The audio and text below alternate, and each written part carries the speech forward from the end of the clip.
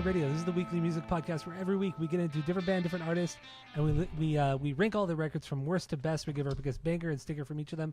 This week we are doing the Hives.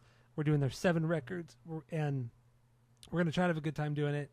My name is Tyler, and with there hundreds of miles away is Jeff. While you're listening, go to Spotify, Apple Podcasts, give us 5 stars. If you're watching on YouTube, smash that subscribe button. That's what the kids say. So normally we start with the 6 degrees of Tom DeLonge, where we connect the band of the week to our boy Tom DeLonge and Blink. But I did not do my homework this week. Did you do it? I mean, it's pretty easy. They had songs that were produced by Josh Homme, so you can just... Yeah, I mean, that's an easy connection. But we've done that numerous times. Too easy. But I didn't do it. All right, so let's get into this. 7 records from the Hives. Let's do it. Number 7. What do you got? Go. Scroll. Number 7, the Black and White album. Racist. Their 4th record, 2007. This is kind of a bizarre record. It's their longest, probably their most ambitious record.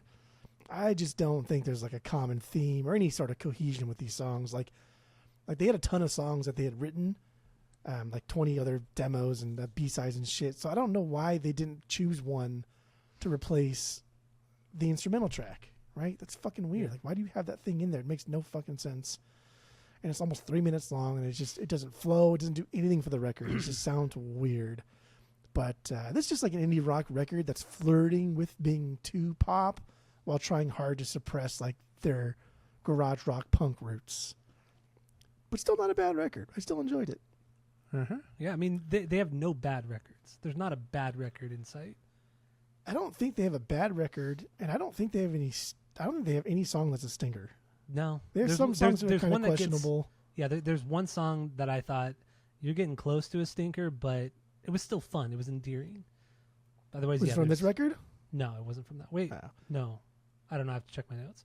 I don't think it is. Because my weakest song here is Hives, Hives.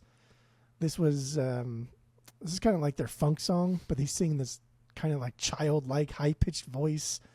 And they also spell their name like on B, like Hives.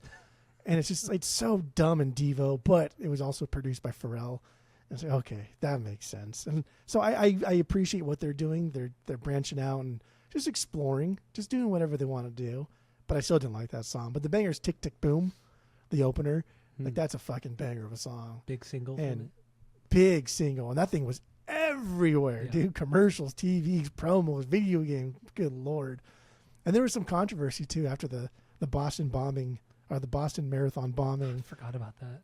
They played a show. That was like 2013, 14. They played a show in Boston, and they like to feed off the crowd. So the crowd's getting raucous, and they're like, "All right, man, the next song's for you, Boston, because you are going crazy right now." And then it was like Tick, Tick, Boom. Wow, and like 100% completely innocent, just got lost in the moment, but tone deaf as fuck. But of course he apologized, and they already forgave him because, like, dude, he did not mean that whatsoever, and everybody knew that. But it was apologize and move forward. That's it. See, good. Yeah. Good. All right, so my number 7, Lex Hives, 5th record from 2012, the last with bassist Dr. Matt Destruction. There's literally nothing wrong with this album. I don't think, like I said, I don't think they have a bad record. Most of their songs are fun. Like, at the worst, the songs are fun. And this is also self-produced, funded.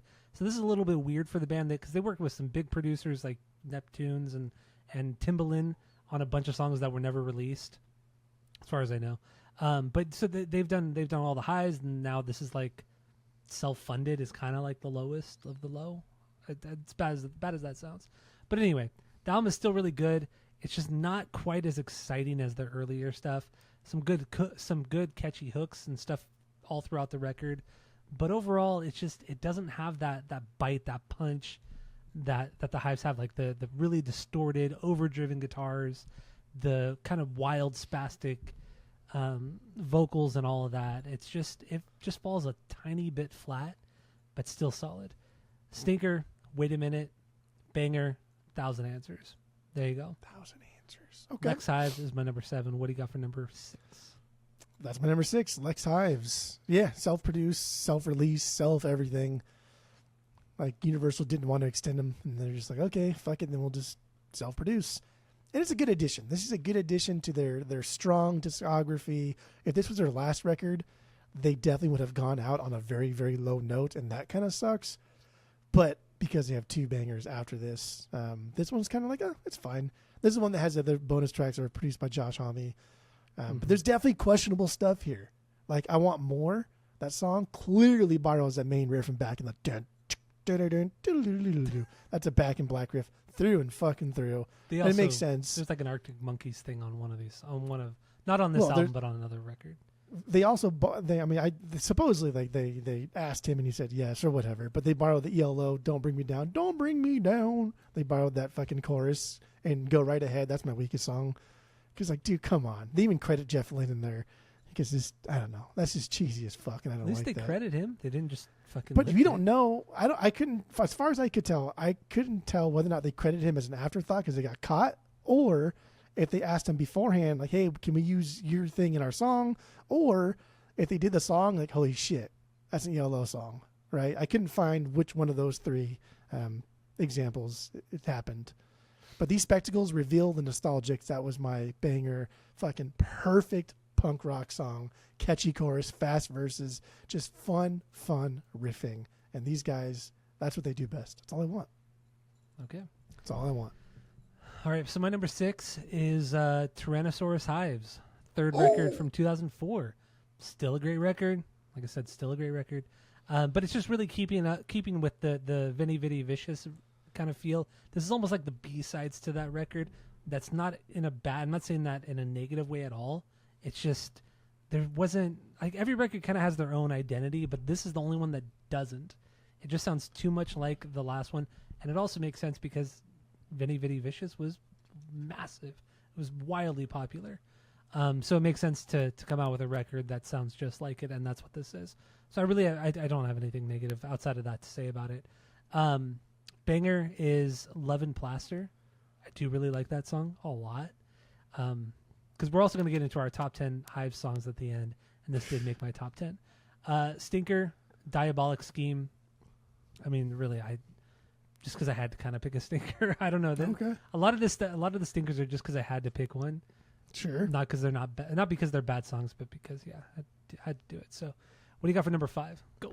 Number 5, Barely Legal, their first record, 97. Skate punk, dude. This is late 90s skate punk. And Killer. it's up and coming in the US, and these guys probably heard a lot of like Pennywise and Rancid and NoFX and like, oh, we could do that, and it's fucking cool and it's fun and it's exciting, but it's pretty one-dimensional. You can hear like the 50s inspired garage rock like aesthetic bleed through in some of these songs, and that's kind of cool. Like some of their choruses are kind of big, as they will fully explore in Veni Vidi, and other times like their tones, like how they switch up their tones isn't like Pennywise. It's more in line with Tyrannosaurus Hives. But still, it's just like, I mean, this is still like a fucking, maybe even a 2. This is still solid. Like I could listen to this whole record through and still be happy, not skip any track. But it is a little one-dimensional for me, I guess. Banger, AK Idiot. I mean, like, this has to be your number 1. That's fucking wild. Old banger that you don't hear for 10 years, and then you immediately, holy shit, that's wild. I fucking forgot about this one. And then my stinker, or my worst song, was Blackjack. It's the more kind of classic, kind of Hives sound, like rock and roll, but it's just kind of weird in this record. That's it. Okay. You gotta pick something. Okay, yeah. Number 5 for me, Black and White album, 4th record from 2007. You mentioned earlier, Neptunes were involved with this one. Jackknife Lee was also involved.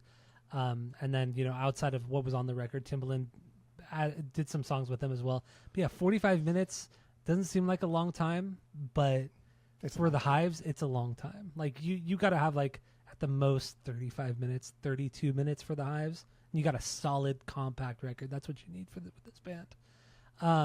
But yeah, no, this is it's a lot poppier, a lot more dance elements to this one as well.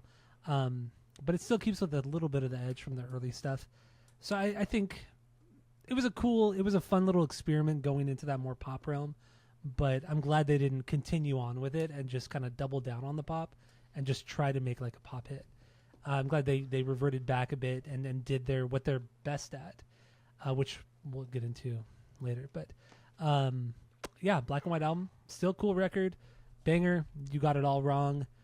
Stinker, Giddy Up, reminds me a lot of Devo, just kind of a silly song, but it's not bad. But I kind of had to pick a stinker, so I chose that one. Giddy Up. So what do you got for 4? Tyrannosaurus Hives, third record, 2004. Best part about this is the progression for the band. It's very, very close to being just the B-sides to Veni Vidi, but I do think that they're getting more nuanced here. They're getting tighter. There's better guitar playing here. There's better drumming here. Everything feels tighter. And like the garage rock is here, and what's cool is like they went just full on in like the hard stereo mix, which I think is really cool. And it's fun. It's fun. I don't think there was a moment on this record I felt like they slowed down in any way. So it was just like non-fucking stop. But some of the songs were kind of slower. Like Veni Vidi, we'll talk about. Like everything sounds the same on Veni Vidi. Kind of does. Like, for fucking sure. At least in Tyrannosaurus, like Walk Idiot's my favorite one from here. Because that guitar riff, I fucking love that guitar riff. It's so slow. It's so cheesy. It's so dumb. And like Pele's just yelling the entire time. Right? And it's just it's a much more stripped down song, but it feels so big. Antidote was my weaker song. It was a closer. Had him doing these high pitched oohs. I wasn't too fond of that. Okay. That's fine. It's not bad at it, though. He's not bad at it, but... All right, so my number 4, The Hives Forever. Forever the Hives. 7th record, last record, or the most recent record from August of this year, 2025. This one, it was actually produced by the singer. Is it Pele or Pele? Pele. And Mike D from the Beastie Boys produced this record. This album's solid, man. It's not quite as catchy as their earlier records, but damn, this is like just another solid throwback to what they do best. I mean, they did it better on the record before it, but this is just like good fucking Hives. And what is it? Almost 30 years later, they're still fucking killing it, still fucking nailing it. And most bands can't say that. Like they're just hitting on all cylinders. I just thought this record was so good. I was so shocked at how good their later records are. They're really fucking good. So it's the best of the best that Hives can put out, and they're doing it in 2025. So there's not a lot of nuance to talk about with the Hives. So I know we're just kind of repeating ourselves, but it's true. But no, this is a killer record. I dig it. Banger, OCDOD, love that song. Stinker, Legalized Living. This is one of the songs that it's not a stinker, but it's definitely a low tier song. Didn't really like Legalized Living. So number 4. That's something. Number 4, The Hives Forever the Hives. So what do you got for number 3? Veni Vidi Vicious, number 3, album of the week. There you go. That's fun. Number 3 for me, The Death of Randy Fitzsimmons, 6th record from 2023. This is just, God, somebody's fucking doing donuts out there or something. What kind of donuts? Just fucking chocolate donuts. But actually, chocolate, whatever. Maple bars, where it's at. No, maple bars are like the worst. What? What do you think the best donut is? I like just like the chocolate top donuts. So chocolate bar. Yeah, chocolate bar. Yeah. It's fucking boring. I don't even really like donuts that much, but oh God, I can go the rest of my life and never eat a donut again. That's, you know what I still do? Like to this day, like if the kids want donuts, I'll get donuts. I will just get myself a maple bar and a chocolate, or not chocolate, but like a sprinkled one, like a pink sprinkled, like a Simpsons one. Just eat the tops. The bottom, I just throw it away. No, you're fucking crazy. I haven't had the a kids donut do that in like 7 years. If the kids were to do that, I would say, if you don't eat that bottom, I'm not buying you donuts anymore. Dude, I'm telling you, it's the most adult like flex is to go to a donut shop, buy like whatever donut you want, just eat the top and throw away the bottom. I've never done that. Never thought. No. Do you do that with maple bars too? Yeah, fuck yeah. You only eat the top? Yeah, like a corn on the cob, just like that. Are you serious? You fucking animal. I've gone to so many donut shops with you. I've never seen you do that. Yeah, I didn't used to do that, but I actually did that when I was a kid, and then I stopped doing it for a long time. But then I do it now. Wow. We used to go to the donut shop a lot growing up. Oh yeah, the Early one 20s. by John's, right? That one, and then also over by your house in Woodgate. Oh yeah, We used to go to that one too. Yeah. Kenny's that one was Donuts. shit. Kenny's Donuts. Still there. Is it still there? It's still called Kenny's Donuts too. Yeah. Fucking hell. Yeah. That was a good place. Yeah. Dude, in donut shops, I have like the best fucking chocolate milk. Dude, yeah, it's always super Good fucking cool. God. Yeah, no, the chocolate, because it's always in a carton too. Yeah, those like Gotta have the square, carton. kind of like, or like rectangular cylinder looking things. Yeah. Oh no, Right, those with ones. No, I'm talking about the carton. I like the carton ones. Like where you have to like do You have like to peel it open. maneuvering. Yeah, you have to maneuver Yeah. and peel it open. That's the best because you get like And that. if your that- hand's a little that thick wet, one. then you fuck the You're whole fucked. thing up. Yeah. I like the ones where you have to twist the plastic cap off, where it's Those in are like good the too. rectangular cylinders. Just Yeah. like I think it's like whole milk, which is like a lot of chocolate. It's nice so and good. thick. Yeah. But yeah, otherwise, yeah, I haven't had a donut in so many years. We're getting donuts. Nah, dude. We're getting donuts. Donuts in the fucking afternoon because we don't wake up till like 11 o'clock when I'm out there. Like 10. But by the time we leave your house, it's like 11 or 11:30. I'm gonna buy Tammy a new coffee machine too, because like every time I drink coffee, it's like I get like this much. We don't drink coffee here. No, we don't drink coffee here. We only have it for guests that come over. Oh. Yeah, that's why I definitely don't drink it. She rarely ever drinks coffee. Drink monsters. No, that's the way she goes. Anyway, so Death. Wait, I didn't even finish this record. Yeah, Death of Randy Fitzsimmons. This is just a killer fucking record. I don't even remember where I left off at. I just really like this record. I would get this on vinyl. My top three I would get on vinyl. I thought this was incredible. I mean, 2023. How did they come out with a record like this so late into their career? Yeah. These guys are old. These guys are like in their early 50s, and they're still putting out quality fucking bangers. So yeah, banger, Trapdoor Solution, Stinker, What Did I Ever Do to You? The riff is straight up Arctic Monkeys. It's that famous Arctic Monkey song like 10 years ago. That was in like all the whiskey commercials. At least here in the States. Commercials. But yeah, anyway, yeah, The Death of Randy Fitzsimmons. It's a cool record. It's a really, really good record. 2023. So crazy. So what do you got for number 2? 2023. Number 2, The Death of Randy Fitzsimmons. Their 6th record, 2023. I went back and forth on this one as to where I should put it. Wait, so the new record's your favorite record? Dude, the new record fucking That's is amazing. That's It is absolutely crazy. amazing. And I'll get into why it's Wow. amazing later on. Okay. This record feels so incredibly fresh for 2023, but it also fits right in with the explosion of this early 2000s garage rock. This could have come out in 2002, and I still been like, oh, that's pretty fucking good. But because it came out in 2023, I'm like, holy fucking shit. This is so much better. These guys rock harder and faster than so many punk bands that are putting out punk records now. True. Like, it's fucking wild. And it opens up with the Playing Crazy Train, the and it morphs into its own wildness. These songs are incredibly melodic. They have their own personalities. I think it's very low and heavy, so like the bass is turned up, and I love it. It was recorded in a studio that was owned by one of the guys from ABBA, so I think I can't help but think that like a danceable atmosphere just bled through in a lot of these songs, and Pele said it best when he was talking about this record. He says, rock and roll can't grow up. It's a perpetual teenager. And I was like, fucking A, man. Like, if you're going to say that, like, then you have to bring it, right? Like, you can't just say that shit and then put out like a fucking Coldplay record. They bring it every time. Which a lot of bands would do that shit. But exactly. They would say that, like, oh, it's a perpetual teenager. And then the next record would fucking suck. But this rips in every way that the Hives... Like, the Hives just don't ever need to make a big comeback, right? They just put out the same high-energy, catchy rock and roll music that we want to hear. And it's fucking fun. Like, sometimes it's memorable and iconic and classic, but it's never anything just more than that. And they never try to be anything more than that. And, like, for that, it's absolutely perfect. Smoke and Mirrors, dude, this is a fucking dope Clash song. This is an amazing, amazing song. This made my top 10 through and through.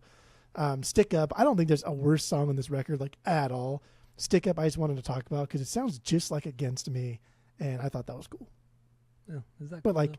But like the Searching for a Form of Clarity Against Me, not the new wave Against Me. What was that one Against Me record that I really liked? That I didn't. Was it not called? I thought it was called New Wave. No, was it called? It might have been. I don't remember. But it was like or the New best. Again, or the one with the tiger on the front. Yeah, the one with the tiger on the front. Yeah, it wasn't New Again. Sucked. Like literally their worst record. That was the best record they've ever put out. Yeah, if you have shit ears, we have cloth ears. Against Me are not good. Against Me are not good. Yeah, not good for your cloth ears. Not even British, man. You can't even say that. That's fucking funny. All right, so my number 2 is Vinny Vinny Vicious, the album of the week. So what is your number 1? Fucking punk rocker's my number 1. What is your number fucking 1? Tyler. I don't care about bands or anything as long as it's just punk, but then someone tells me listen to a punk band, I'll pretend not to like it. Fucking the Hives forever. Forever the Hives, baby. 7th record, 2025. So absolute banger through and through. This is 100% vinyl worthy. There were multiple songs in here that were beyond bangers. And I think on the album of the week, there's only 2 like true like beyond. But there's one beyond banger, and then one like that's a fucking banger. But this had multiple beyond bangers, and I think like the Hives just did a great job at putting out an indie rock record that's so much more textured than you think. It's dope. They've matured so much, but they still keep their punk edge in there in a way that like your cool dad would, but you don't think that he's cool right now until you're older and you're like, holy fuck, he was actually really dope. Like Legalized Living. Dude, the fact that you hate this song is silly boy talk. They throw that police siren in the background. I didn't hate it, but it was certainly the worst song on the record. This is a punk track. Like they throw that police siren in the background, and the song is a very, very punk rock song. And they don't even try to hide it or like texture it into the song. It's just there to make noise. So it's not quite like a Devo thing where they're building a song around it. It's just to be annoying. It's just to be annoying, to be loud, to make sure that you have not forgot that this is what we're all about. It's just making fucking noise. They've kept the garage rock pop sound that popularized them on songs like Roll Out the Red Carpet. This record it oozes confidence. It oozes maturity, but it never sacrifices the fun. Not even one time. And like my stinker here, my worst song is just the introduction. But I think it's a good fucking introduction. I just had to cheat and put something there. Okay. But I think it's a good introduction that sets up the album absolutely fucking brilliantly. But OCDOD, dude, this song is bonkers. Absolute bonkers. It is so fucking good. That classic preachy wail, fast drums, as per usual, as what he does. Mm-hmm. This is a perfect song. And this record was incredible. Their best record. That's okay. That's surprising. It's honestly and like surprising. This is one of those times where like we don't care like that much. We're not like Hivesmen or whatever. But I feel like besides Barely Legal, that's not their best record. But like had you put Vinny Vinny Vicious as number 1, I wouldn't have really argued. If you put any of their records except for Black and White or Barely Legal, I really wouldn't have argued because they all could be their best record. But Barely Legal is stupid. That's a dumb best record. So that is my favorite record, and I will say this. Well, once again, I'll say that none of these records are bad by any means, and honestly, a lot of my rankings could fluctuate because outside of Vinny Vinny Vicious and Tyrannosaurus Hives, I've never heard anything else from this band ever. So this is a very knee-jerk reaction. We also only gave ourselves 2 days to listen to their entire discography, and we only needed one. I mean, yeah, she really because the records are so short. But in the end, we usually give ourselves a week to listen to everything. But we gave ourselves 2 days. And, I like Barely Legal a lot. I like punk music. I like faster music. I like more aggressive music. And that's what this is. It's the first album from 1997. And I get what you said with like, oh, you know, these guys are from Sweden. And they're like, oh, they just heard Rancid or Pennywise or whatever fucking bad religion for the first time, and they just said, let's make a fucking record like that, and they did, and honestly, I think they did it really fucking well because they added their own feel, their own charm to this album as well, because it's not as like bombastic and loud and fast as those bands, but there's a lot of fucking charm here. I fucking love it. I'm not saying it's bad. This is better than most of Pennywise. This is better than most of Bad Religion. Yeah. This is better than a lot of NoFX. Yeah. But this is not their best. That's all I'm saying. So at this point, I disagree with you. It could change. My rankings could change. It should change now. Like you should just change it now. Save yourself the ridicule. So I do like this record a lot. I think it's killer. Banger, aka Idiot. I completely forgot this is a fucking. I actually never knew this was a Hive song, and I do remember this radio show I used to listen to for many years. Tim Conway Jr. They used to play that opening part as bumper music. Never knew it was for probably 7 years. They would play that as a bumper music back into the show. Never knew it was the Hives until Friday. Until 3 days ago. I never knew it was the Hives. And it's such a fucking killer song. I love that riff and just the back and forth and the way they play off each other is it's so fucking cool.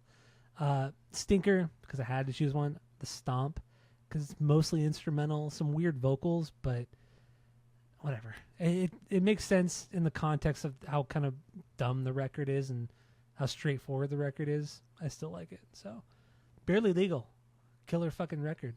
So it's on my want list. It was just repressed a few years ago. So if I come across it in the wild, I'm for sure going to pick it up. I do have the original, the OG Swedish press on my want list. Cheapest copy goes for about $90, $110. But which one? Isn't there like a music on vinyl pressive or something? Because we got one in.